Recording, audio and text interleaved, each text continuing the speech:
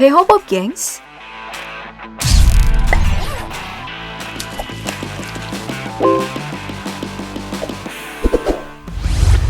Sebagai salah satu sumber hiburan terlaris, video game kini hadir dengan berbagai genre dan memiliki batas usia seperti film-film.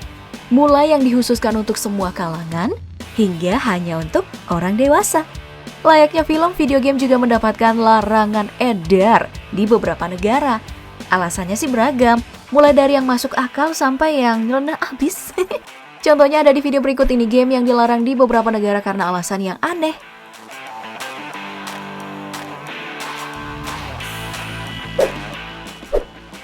Yang pertama adalah Command & Conquer Generals. Salah satu game real-time strategi terlaris ini rilis di tahun 2003 silam.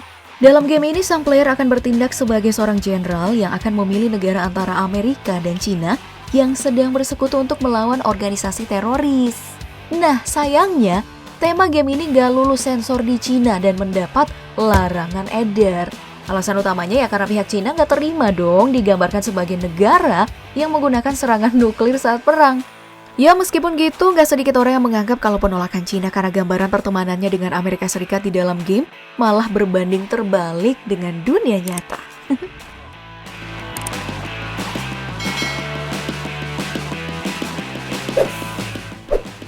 Masih dari game yang dilarang negeri tirai bambu Cina nih Pop Gengs. Siapa sangka kalau game sekelas Football Manager 2005 pun terkena larangan edar. Padahal secara gameplay, gak ada yang aneh dari game sepak bola yang tampil beda ini. Dan tahu gak sih alasannya apa? Jadi Cina melarang game ini karena hadirnya Taiwan dan Tibet sebagai negara independen yang memiliki tim sepak bola. Sementara pemerintah Cina merasa dua negara tersebut bukan negara merdeka, melainkan daerah di bawah pemerintahan Cina. Wah, hal politik kok dibawa-bawa ke game sih?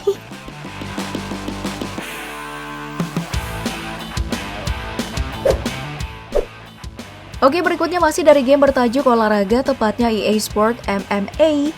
Game tarung ini memang wajar jika mendapat rating dewasa di berbagai negara, sebab aksi saling tonjok dalam game disinyalir bisa menjadi contoh yang buruk untuk anak kecil. Namun siapa sangka, kalau alasan game ini dilarang di Denmark, bukan karena aksi saling tonjok yang diperlihatkan, melainkan adanya promosi minuman berenergi di dalam game. Pelarangan ini dilakukan pemerintah Denmark karena minuman energi dinilai menjadi alasan utama obesitas warganya. Ya, boleh juga sih.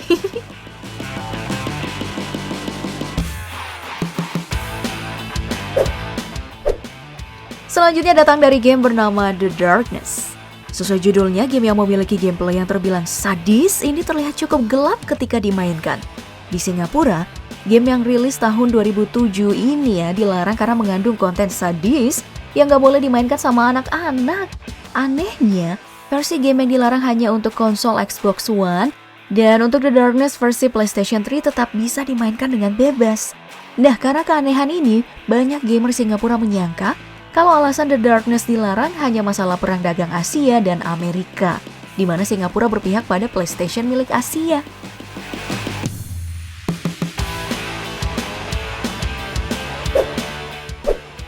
Bicara tentang game, siapa yang gak kenal Minecraft?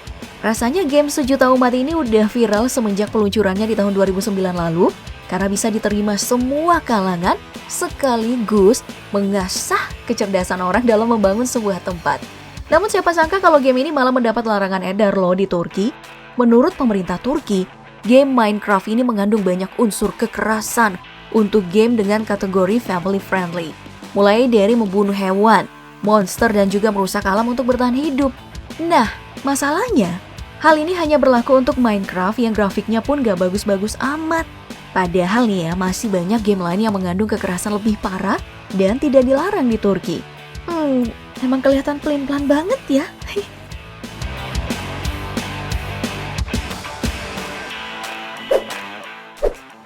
Selanjutnya ada game yang bertema agen rahasia, Splinter Cell Pandora of Tomorrow. Game yang rilis pada tahun 2004 ini memakai latar tempat Indonesia.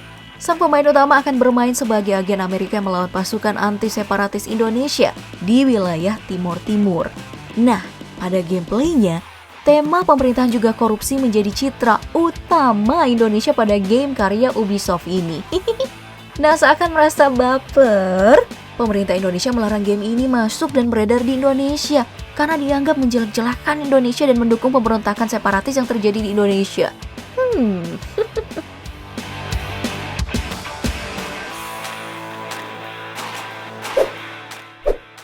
Dan game terakhir masih game terlarang untuk Indonesia yaitu Far Cry 3, juga merupakan game karya Ubisoft yang rilis tahun 2012 silam ini, juga mengambil tempat Indonesia. Namun gambaran Indonesia dalam game ini merupakan negara penuh konflik, bandit, dan juga perdagangan barang gelap. Nah, karena ya baper lagi digambarkan sebagai negara buruk, pemerintah Indonesia pun melarang Far Cry 3 diperjualbelikan di Indonesia. Wah, kok publisher game bagus suka banget ya gambarin Indonesia sebagai kota penuh kejahatan? Atau apa benar Indonesia isinya banyak orang jahat? Au ah.